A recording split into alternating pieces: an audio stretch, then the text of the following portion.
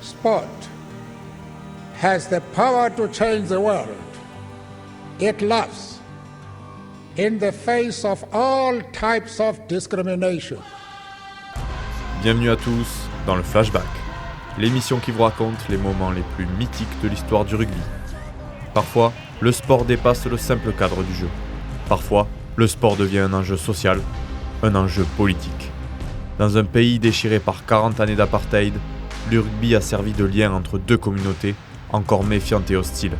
Unir son peuple par la passion du sport et l'ivresse de la victoire, voilà l'objectif du président Mandela et du capitaine François Pienaar avant la Coupe du Monde de rugby 95, ou quand la politique et le sport se confondent pour servir le rêve de la nation arc-en-ciel. Aujourd'hui, on vous raconte la fantastique mais controversée épopée des Springboks lors de la Coupe du Monde 1995. Un mois de compétition où le poids de l'histoire a pesé bien lourd sur les épaules d'une poignée de rugbymen. Alors enfilez votre maillot vert et or, on prend notre fameuse machine à remonter le temps, direction l'Ellis Park Stadium de Johannesburg en ce 24 juin 1995. Vous êtes prêts? Let's go! We want to unite colors, Africans, Indians and whites. We want this peace, this spirit of reconciliation. That spirit must not only bring the government and ourselves together, it must bring our own people. Those who have been working with the enemy, they must now work with us in order to build this new South Africa.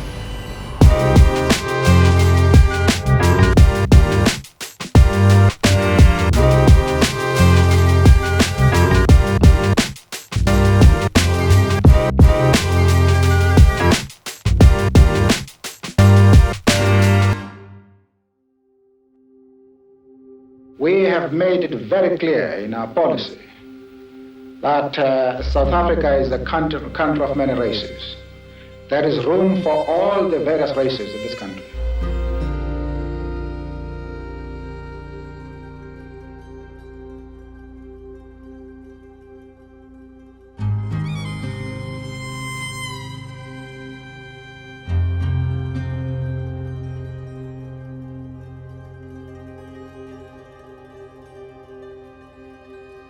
The government has taken a firm decision to release Mr. Mandela unconditionally.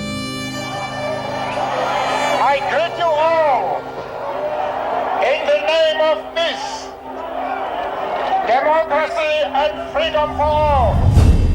Libéré en 1990, après 27 années d'emprisonnement, Nelson Mandela devient le premier président noir de la République d'Afrique du Sud. Sa victoire, aux élections de 1994, est le symbole de la lutte pour l'égalité raciale et porte avec lui les espoirs de tout un peuple, fatigué de subir l'apartheid.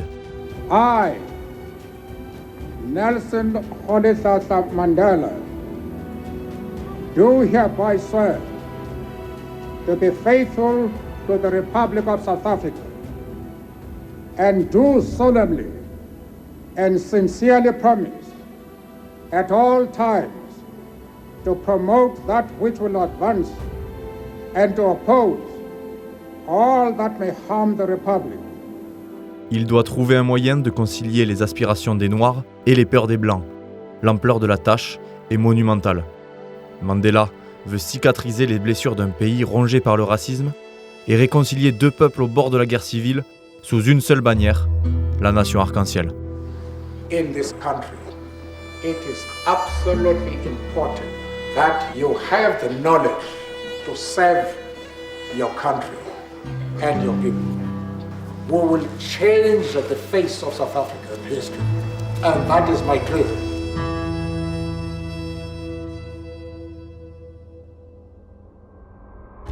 L'organisation de la 3e Coupe du Monde de rugby est une aubaine pour l'Afrique du Sud.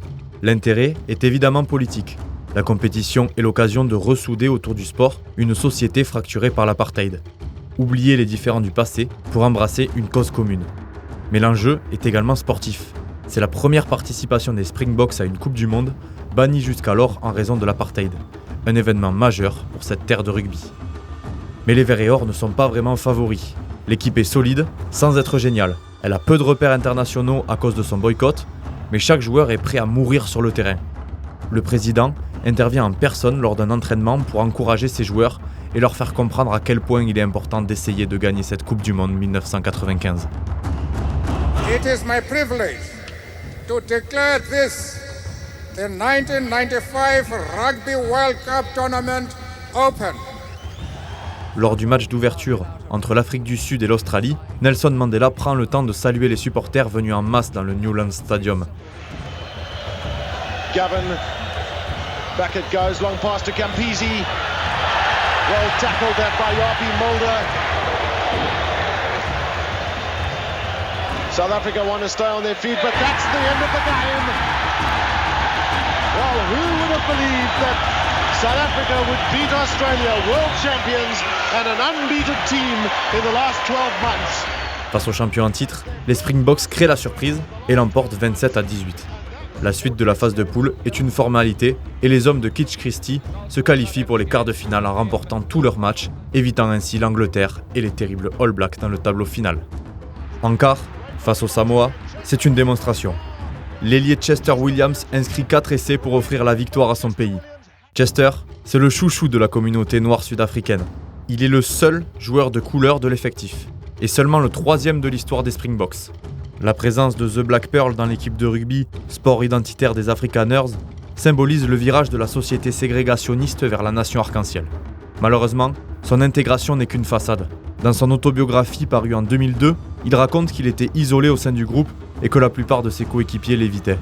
D'autres, et particulièrement James Small, lui lançaient même des insultes racistes. Finalement, Chester Williams avait juste le sentiment d'être instrumentalisé. You know, you wanted to compete and you wanted to prove to everyone that we as black people can also play rugby, and you have to prove every single time why you need to be the team.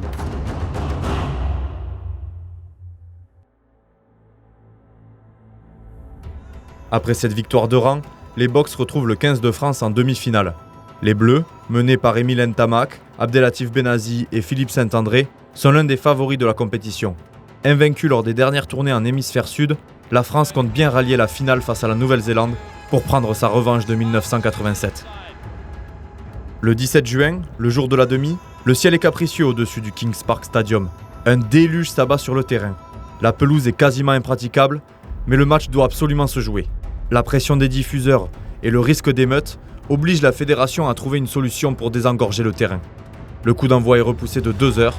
Dans le vestiaire, tous ont soif de combat. Ouais, c'est long, mais bon, je crois qu'on essaye de... On a refait descendre la pression et on va essayer de la faire monter crescendo pour exploser à 16h. Je crois qu'aujourd'hui, c'est la demi-finale de la Coupe du Monde. Il faut être prêt, que ça soit à 15h ou à 21h. Finalement, les joueurs pénètrent sur la pelouse du Kings Park pour la plus grande joie des 50 000 spectateurs du stade et des 42 millions de Sud-Africains. Le terrain est un marécage, ce qui favorise un jeu physique dans les petits périmètres, la spécialité des Sud-Africains. Le match est haché par les conditions dantesques, mais à la 26e minute, Ruben Kruger aplatit le ballon au milieu du ruck. L'arbitre gallois Derek Bevan siffle, essai. Mais le 3/4 est le seul à ne pas célébrer. Il le sait et l'avouera des années plus tard, l'essai n'est pas valable. Qu'importe, 10-0, la partie continue. Le score affiche 16-9 après plusieurs pénalités réussies par Stransky et Lacroix. Sur une chandelle de Christophe Delot, les Bleus pensent avoir marqué un essai. Pour Christophe Delot, chandelle de Christophe Delot devant les poteaux de l'équipe d'Afrique du Sud. Les Français sont à la réception de l'essai. Non, monsieur Bivan siffle, Patrick, il siffle en avant à la récupération de ce ballon. Finalement refusé par l'arbitre gallois. 12-19 à 10 minutes de la fin. Le 15 de France est à un essai transformé d'égaliser. À la suite d'une mêlée, Fabien Galtier se jette dans un but marécageux. On a récupéré le ballon. Essai de Fabien Galtier, non? Qu'est-ce qui s'est passé? Mais non, la mêlée s'est effondrée simultanément avec la sortie de balle. Encore annulé par monsieur Bivan pour effondrement de la mêlée. Ça commence à faire beaucoup pour les Français. Quelques instants plus tard, Thierry Lacroix met la pression sur les Boks d'un coup de pied parfait, 19-15. Il faut pousser. À 2 minutes du coup de sifflet final, les Bleus jettent toute leur force dans la bataille, quand sous le ciel gris de Durban, Abdelatif Benazi surgit comme un rayon de soleil.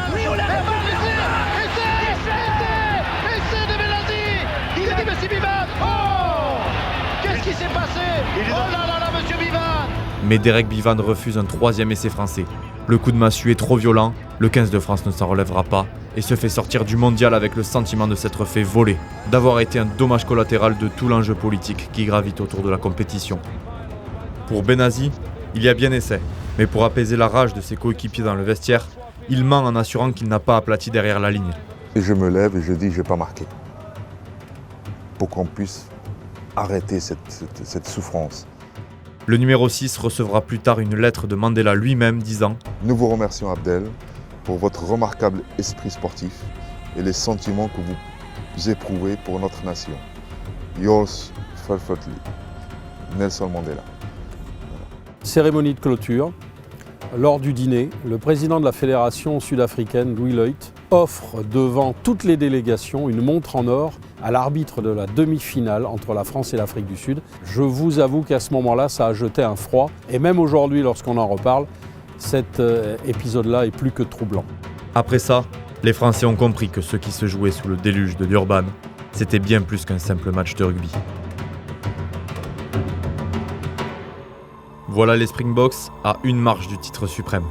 Dans le pays, c'est l'euphorie. Blanc comme noir célèbrent le parcours de leur sélection et poussent derrière elle. Cette finale, elle sera face au terrible All Black, menée par la sensation du tournoi, la nouvelle star planétaire, Jonah Lomu. L'autobus vient de rouler à lui tout seul sur le 15 de la Rose. 45-29 pour les Blacks et 4 essais de l'homme montagne, dont un où il piétine littéralement le pauvre Mike Cat. Le garçon de 20 ans n'avait que 2 sélections avec les All Blacks avant la compétition, mais le monde du rugby a vite compris qu'il avait affaire à un talent générationnel. Cette Coupe du Monde, l'Afrique du Sud doit la gagner, par n'importe quel moyen. Et si l'ombre de la corruption planait sur le tournoi, le spectre du dopage n'était pas bien loin non plus. Des années après la compétition, certains joueurs ont commencé à contracter des maladies rares et à mourir prématurément. Joost van der Versuzen, le grand demi de mêlée véritable star de l'équipe, contracte la maladie de Charcot et s'éteint en 2017 à l'âge de 45 ans. I can't play with my kids anymore. They are at them and I can't hold them. It is difficult. Ruben Kruger meurt d'une tumeur au cerveau à 39 ans. Chester Williams, James Small et Cobus Wise succombent à des crises cardiaques. Trop de coïncidences. François Pinard le reconnaît, les Boks prenaient systématiquement des pilules et recevaient des injections de produits aujourd'hui considérés comme dopants. Aujourd'hui, impossible de démêler le vrai du faux. Ce qui est sûr, c'est que ces guerriers ont tout sacrifié pour leur pays. Pour certains, le fardeau de l'histoire était trop lourd à porter, mais ils auront vécu en Springboks jusqu'au bout.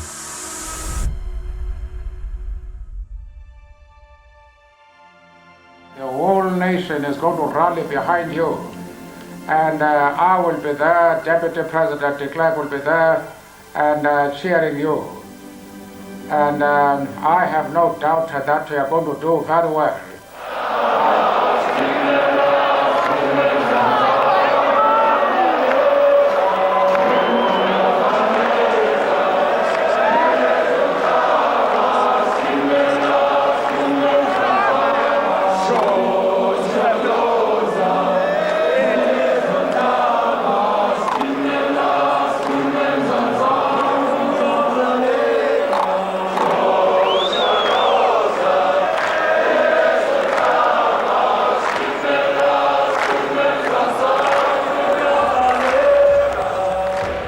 Le 24 juin 1995.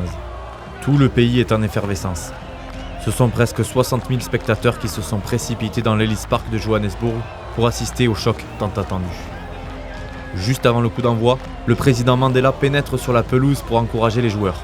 Il rentre sur le terrain avec le maillot des Springboks, le maillot des Blancs, le maillot de l'apartheid. C'est un moment d'histoire qui s'écrit, un moment de réconciliation. Cet acte symbolise l'union d'un pays rongé par le racisme.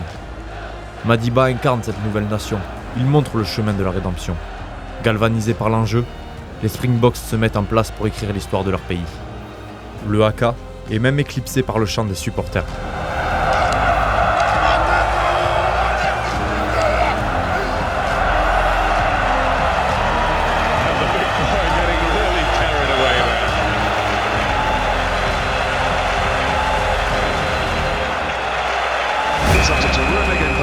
In this tournament, taking a short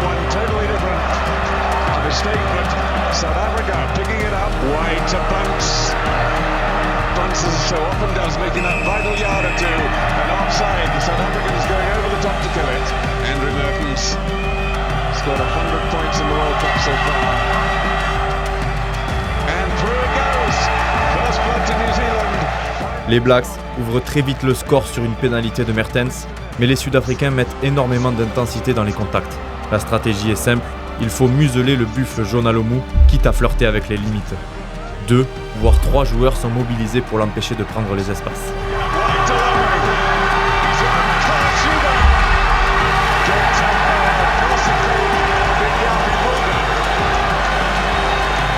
Physiquement, les All Blacks montrent très vite des signes de fatigue.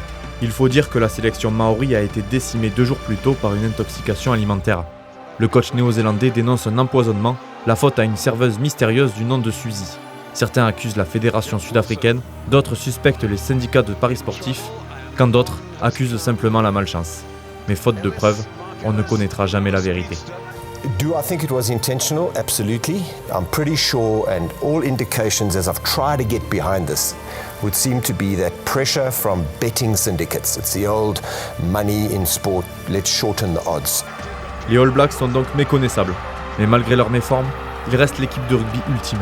Un condensé de puissance, de technique et de férocité.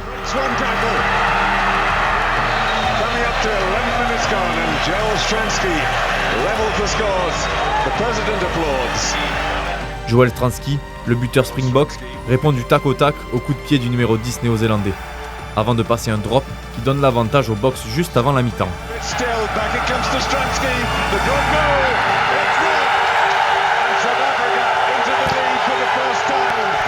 Another massive kick from the fly half. Joel Stransky, and the referee decides that's the 40 minutes up. Pendant la pause, Pienaar mobilise ses troupes et leur rappelle qu'il joue bien plus qu'un match de rugby. And during half-time, New Zealand have made a substitution, a replacement on Jamie Joseph. En seconde période, la physionomie est identique. La rencontre est ultra défensive, tout va se jouer sur des détails. Le duel à distance entre les deux canonniers se poursuit.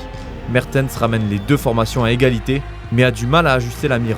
Par 3 fois, il manque des coups de pied décisifs, dont un drop face au poteau à une poignée de minutes de la fin.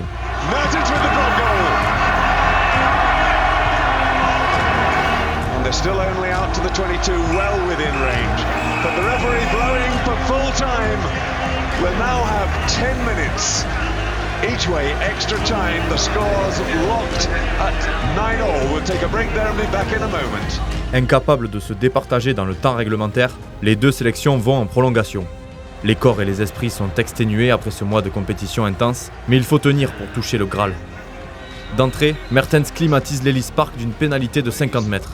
Mais le silence est de courte durée, car Stransky, décidément en état de grâce, ramène les Springboks à égalité.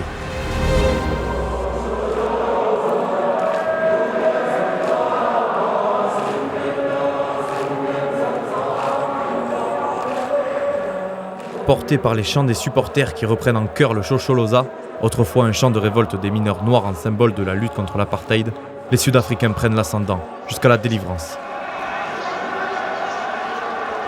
They must have got permission, of course. Has to be an injury replacement. Back it comes to Stransky. Up goes the kick. Stransky has kept his head. And with 2 minutes gone in the second period of extra time, South Africa's dream is alive once more. 15-12 pour les Springboks. Le score n'évoluera plus. A little knock forward, but that's it. South Africa have won the World Cup. Au coup de sifflet final, c'est une Afrique du Sud unie qui célèbre sa victoire en Coupe du Monde. Le rêve de Mandela se réalise. Dans les rues, les citoyens de la nation arc-en-ciel sont tous à la fête. Yeah, but we didn't have 60,000 South Africans. We had 43 million South Africans. Au moment de remettre la coupe Webb Ellis, la symbolique est puissante. Le pays avait besoin de ce titre pour se réconcilier. Malgré le poids de l'histoire, les Springboks n'ont pas failli à leur mission.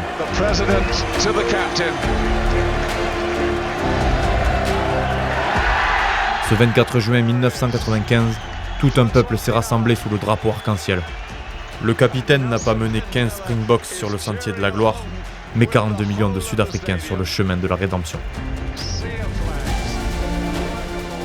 sport can create hope where once there was only despair.